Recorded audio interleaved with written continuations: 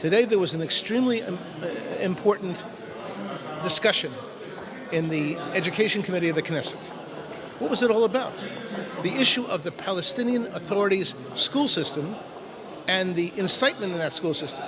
Dr. Arnon Gross Higia, a person who is not political, who has gone over all 200 or so books that have come out in the Palestinian Authority school system. He reviewed the books, translated them, and gave in proper summaries to the Knesset Education Committee today.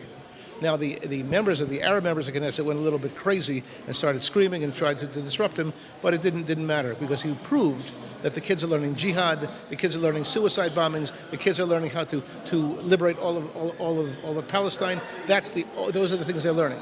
Now, in addition to that, there was a very important newsworthy development.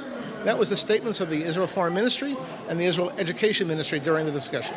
The Israel Foreign Ministry said, we bring this up all the time abroad, and this is very, very important to us. What the Israel Foreign Ministry did not say is that the Israel Foreign Ministry has done everything possible to prevent the donor nations from conditioning their funds for Palestinian Authority schools or from UNRWA schools. In other words, they want to keep the status quo as it is.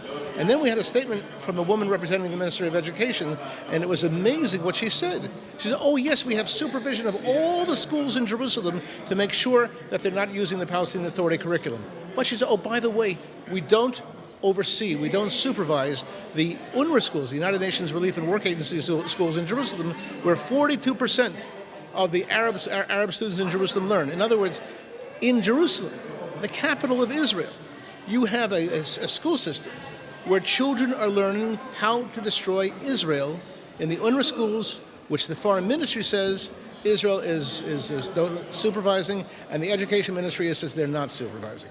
At the end of the discussion today, the member of Knesset, Yaakov Margi, said very clearly, the chairman of the committee, he said very clearly that we're going to have a follow-up on this. There's going to be investigations, there's going to be legislation to stop all this from happening.